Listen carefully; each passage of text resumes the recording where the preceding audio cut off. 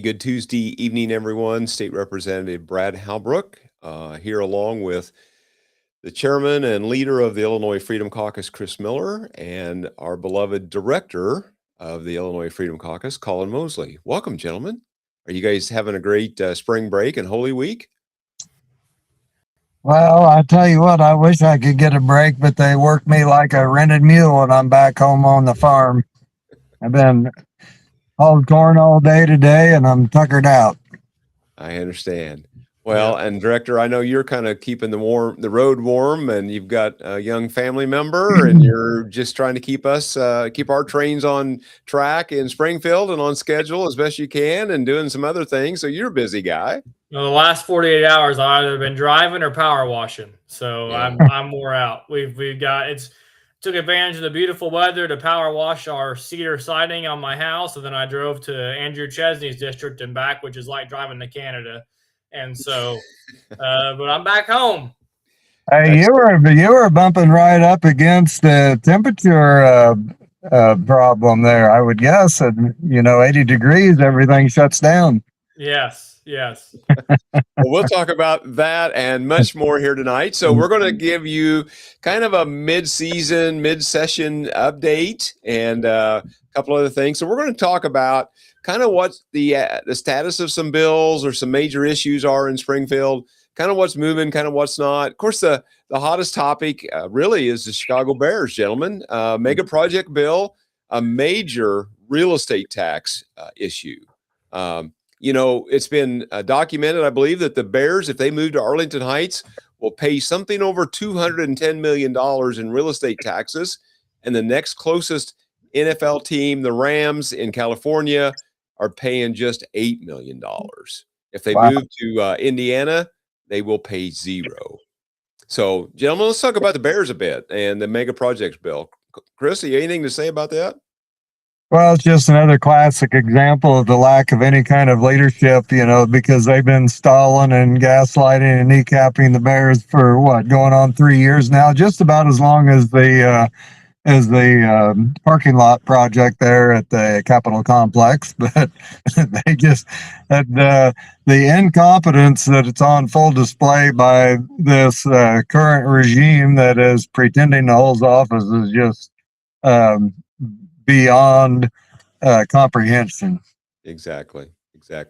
Well, and Indiana's able to put a better deal forward because Indiana has a better economic position than Illinois. And that's what I think people have to understand is that, Illinois is going to try to scramble and piecemeal something together. And it's going to be on the backs of property taxpayers. And so I explained this morning at Chesney's breakfast. If this really comes down to it and you see all of the Freedom Caucus and Republicans vote no on this bill, it's not because we hate the Bears.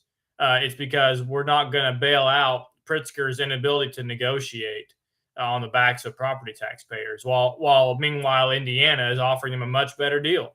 Right. Well, and they know the importance of property taxes and why they need to do a deal, but yet they leave every one of us property owners, whether it's just a homeowner, a farm, a business, they leave us hanging high and dry and to continue to pay these crazy highest in the nation property taxes. Right. Yeah. And people have to remember this bill does not stop with the Bears. A mega project can be anything. And so the next thing you know, you can have some, mega facility moving into Bloomington Normal or Peoria or whatever, and the same principles apply. Right. Exactly. Let's move on to the next subject, higher ed. Kind of a big bill floating around about community colleges and earning bachelor's degree. This was circulated 2 years ago, I think, and is back. Chris, Colin, what's the update there on that? Well, I'm not exactly sure, but ideas never completely go away. They usually are recycled in a different form. I know that we had some issues with this bill the last time because it had a lot of DEI language and, woke is dead, and it's time to get over it and just, make education be merit-based. The scholarships are merit-based and cut all of the nonsense out. I don't think it's a horrible idea, but I know that some of the four-year institutions, it would be catastrophic to their livelihood and their longevity. Right, exactly. Now, I don't sit on any of the higher ed committees. Colin, what's the update on the funding formula? Well, so it was moving. I believe it's moving slower or differently than the community college bill. So, community college bill passed out of committee last week, and then Mhm. shortly after that, you start seeing reports about the higher ed funding formula moving. And the problem I think we have with that is the higher education funding formula is saying give me more for less. Right. And we don't like that. And to Chris's point, there we had issues with the community college bill, but I think that language has been removed, and so now it just comes down to whether or not the four-year institutions are going to let it through. And I think the only way they're going to let it through is if they get more money, even though they have Mhm. less students. So Yeah. it's going to be an interesting one to watch. U of I has said that they are the worst affected by that bill because they are the best funded, and so therefore we'll get the least out of it. So lots of interests at play for sure. Well, it's hard to get win-win anymore in Springfield or anywhere in government. There's lots of winners and lots of losers, maybe more losers than winners on some days. So, anyhow. Mhm. So the other big, I guess, subject area is bills that are targeting the White House, right? So the Trump administration maybe is rolling back some different regulations on EPA or emissions or whatever. And so what does the Springfield Democrats do, gentlemen? They run bills to make it tougher in Illinois than it was at the feds before, or near what it was at the feds before. Chris, Yeah, call. they continue to double down on so much fantasy land. You know, a lot of it had to do with the green bad deal that they want everybody to pretend like the climate crisis is real, and they continue to double down on just being stupid. I know that there's a lot of things that need to be rolled back, and I mean, let's face it, the things that are coming out of DC are pretty good for everyday working Americans, and the things that are coming out of Springfield are pretty bad for working families and for the middle class. Exactly. Colin, anything you want to add? Nope. It's like Chris said. I mean, the rest of their agenda is all based on, they're just completely obsessed with the White House, and so is our governor. Who proposed this $56 billion budget. Meanwhile, it's going to require tax increases, and of course, it's all Trump's fault, right? Yeah. Yeah.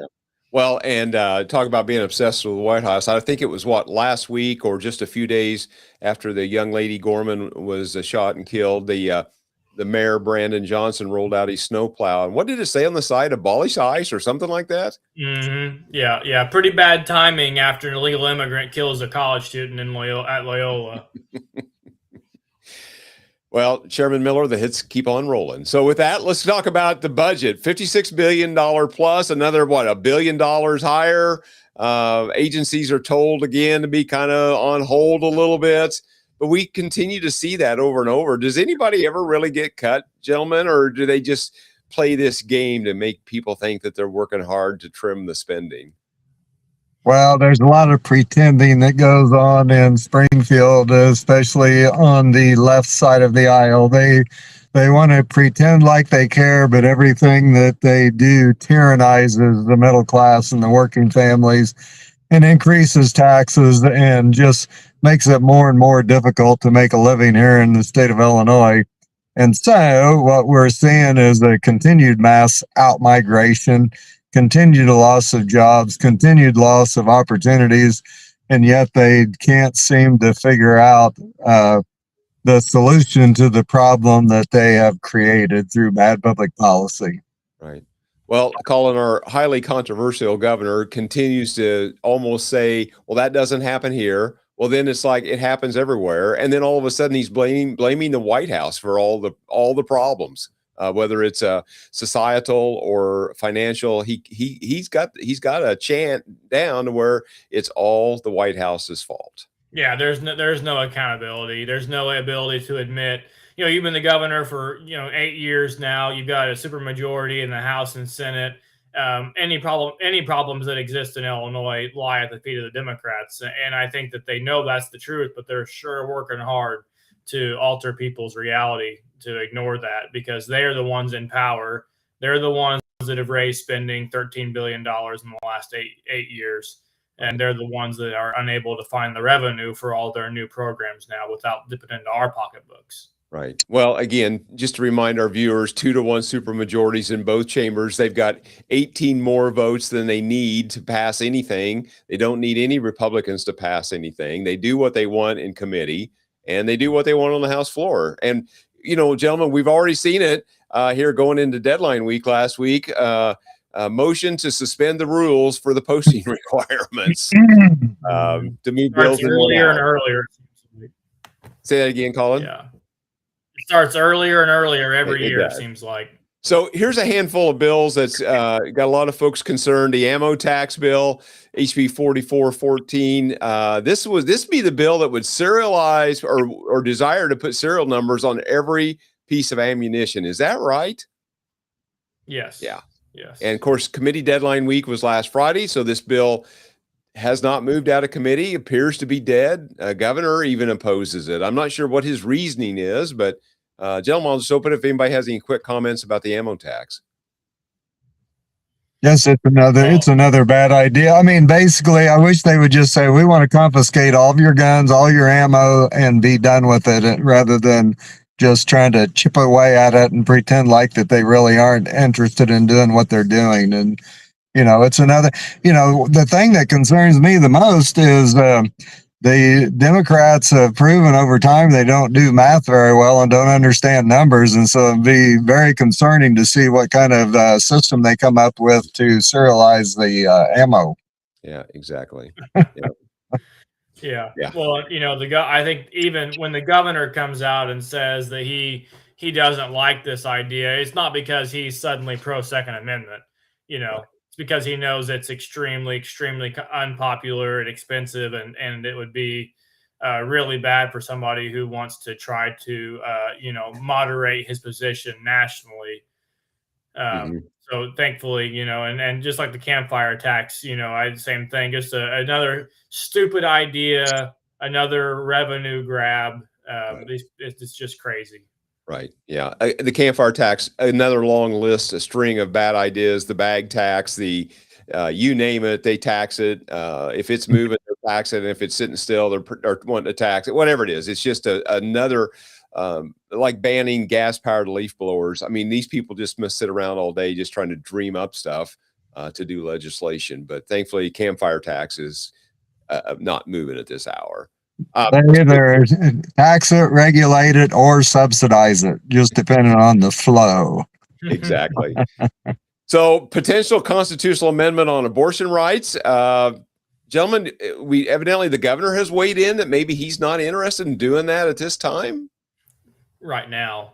Yeah. I don't know what more that they could do to make abortion more accessible or affordable, because that ship has sailed. Right. Yeah, they've done all they can do in statute. The Constitution is the only step left, and I don't believe the governor for a minute. He does want to do it, right? But whether or not he'll admit it right now to some reporter that asked him that question, but he does want to do it because he has funded pro-abortion movements in other states already. Right. He continues to fund. He continues to fund abortions across the nation. Illinois is #1 in out-of-state abortions. People coming into our state from out of state, they're #1. What is it? 1 in 4 abortions in the country happens in Illinois now. Right. It's just, well, this isn't going to turn out very well. But with that, let's kind of move on to session. Reconvenes next Tuesday, a week from today. Deadline week to get out of committee has come and gone. 7 more weeks. So, gentlemen, I think we're going to be in for 3 more weeks starting next Tuesday, out for a week. And then when we come back in May, it's basically wall to wall till May 31st, or maybe May 32nd, like it normally kind of has been in the past. We get out 3-4 a.m. on May 32nd. So at 12:78 a.m. Exactly. Plenty after 11. So, Oh, well, and so, gentlemen, I was thinking about this today. You know what we're going to hear when we come back. So in this committee stuff, what was the common theme? Well, I just want to get this bill out and hold it on second reading. And we got an amendment coming back. So that's going to, Colin, that's going to choke up the flow of things even worse. I mean, we had a busy week last week, just hearing bills. They weren't soup yet, waiting on amendments. So when we come back and we have 7 days to get through to get the bills out of the House, it's going to choke up the arteries even more so trying to get these amendments filed and heard. Yeah, we're going to have lots of late nights, I would say, where, you know, because the natural order of things is that you be going to the floor. Well, when you've got 200 bills to come back with amendments in the committees, you know, and they all these chairmen, they want those amendments back in their committees. And yeah, it's just the works are going to be gummed up already. And it's all preventable. Apparently nobody worked their bills. You know, well, the problem is, you know, too many of them were running for Congress and stuff. And so they didn't do any legislative work for 3 weeks. And it showed last week. Yeah. It really did show terribly bad. And of course, when we get to the floor next week, I think we're going to hear words like, well, it's not perfect, but it's a great place to start. And then the other words we'll hear, I mean, just get ready for this phraseology. We'll fix it in the Senate. Yep. Hey, is there anything else that these Democrats will say to get their bills moving? Right. Yes. Same old stuff. They have no boundaries. They will say anything. Exactly. Well, we can continue to see this movie over and over. And Colin, what have we said in the past? It's kind of like watching a train wreck or a car accident that you know you've seen it before. You know how this is going to end. Right. It's never good. It's like a slow motion train crash, and you can't do anything to stop it. Yeah, Chairman, you almost have to laugh to keep from crying on this stuff. But yeah, absolutely, it's unbelievable. But the good news is this is why the Illinois Freedom Caucus exists, to bring you the truth and the logic and common sense that's driving the bus. Right. Well, and what's been kind of fun is I've been out and about this spring or people would come to the Capitol and visit or whatever. People I just might meet in passing. They say, hey, guys, we watch your stuff. We watch your videos. We listen to your stuff. Keep up the work. We're glad you're there in Springfield for us. So that's encouraging. You know, people say they're praying for us, and that's always a positive thing. And so I'm really excited about it. I mean, it's kind of tough when we only get about 10, 11% of the bills that are moving as Republican bills, but hopefully it'll turn around someday. Yeah, make no mistake. We have one party rule. There's one party that is totally responsible for every bad thing that's going on in the state of Illinois, and it's J.B. Pritzker, Speaker Walsh, and the rest of the Democrats that are complicit with all the nonsense. Right. So, Colin, last Saturday there was no King's rallies all over the state of Illinois. Were any of those rallies in front of the Speaker's office or the governor's mansion, I wonder? Yeah, I think they had trouble getting their permitting to be out there. But yeah, well, that's the point we made was I don't know any other king besides J.B. Pritzker in Illinois government. So 1,100 days of executive order rule through the virus. But no kings here. Nothing to see. All right, gentlemen, you put the website up there. You put the Substack. Is there anything else? Closing comments before we close out for the evening? Stay dry. Stay dry. Rains are coming. So anyhow, stay dry, stay weather aware. And with that, we'll say good night. Like, share, follow, and subscribe to our content to help us overcome the algorithmic gods of the big tech overlords. And with that, have a nice evening, and we'll talk to you soon. Bye-bye.